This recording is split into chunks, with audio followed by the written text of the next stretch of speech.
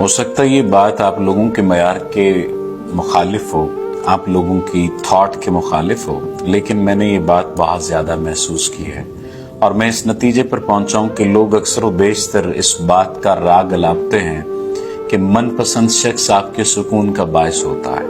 मैं कहता हूं जितना जलील इंसान मनपसंद शख्स के हाथों होता है ना, जितनी बेसुकूनी की वजह मनपसंद शख्स बनता है ना, उतना कोई नहीं बनता।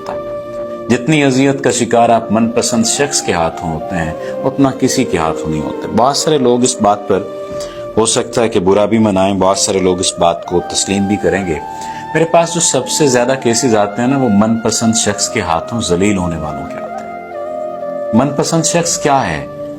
जिस पर आपका दिल करता जान भी लुटा दे, जिसके सामने आप अपनी ख्वाहिशें कुर्बान कर देते हैं, अना कुर्बान कर देते हैं, इज्जत नफ्स मजरू कर बैठते हैं, सब कुछ त्याग देते हैं, पूरी दुनिया को छोड़ देते हैं। वो कहता है पर्दा कर लो, आप पर्दा कर लेते हैं। वो कहता है कजन से ना मिलो, आप कजन से नहीं मिलते। वो कहता है घर वालों से ना मिलो, आप घर वालों से नहीं मिलते। वो कहता है मोबाइल का पासवर्ड बताओ, आप मोबाइल का पासवर्ड बता देते हैं। वो कहता है कि फलां कपड़े पहनो, आप फलां कपड़े पहनते हैं। वो कहता है ये ना पहनो, आप नहीं पहनते। वो कहता है उससे मिलो, उससे ना मिलो, उससे बात करो, उससे ना बात करो। आप ये तमाम तर काम करते हैं और फिर आखिर में फिर उसका मूड बना होता है। आखिर में आपको रीजन नहीं मिल रही होती कि किस रीजन की बुनियाद पर, किस मसले की बुनियाद पर, किस इशू की बुनियाद पर वो आपसे रूठ गया है और आपसे ताल्लुक नहीं बनाना चाहता। कौन सी ऐसी वजह है जिसको बुनियाद बनाकर वो आपके साथ नहीं रहना चाहता।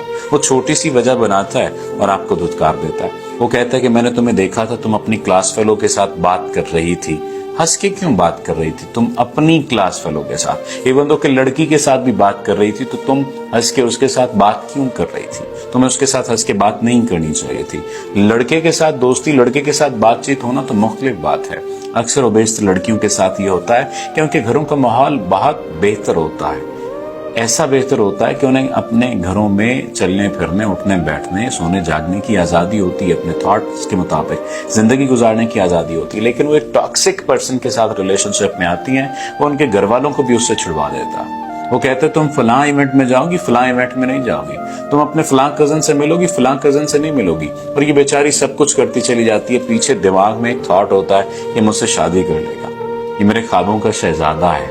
और वो ख्वाबों का शहजादा इतना जलील करता है कि फिर ख्वाबों में भी इंसान रोता, चीखता, चिल्ला रहा होता है और ख्वाबों में भी आपको सांप डस रहे होते हैं। मनपसंद शख्स सुकून की वजह तब होता है जब मनपसंद के आप भी मनपसंद हो, वरना फिर जो अजियत आपको मिलती है उसका इलाज फिर आप कायनात में कहीं दरियाफ्त नहीं कर सकेंगे। आप फिर रोएंगे, आप फिर चीखेंगे, आप फिर चिल्लाएंगे और कोई अगर आपको तसल्ली भी देगा तो वो आपको बुरा लगेगा।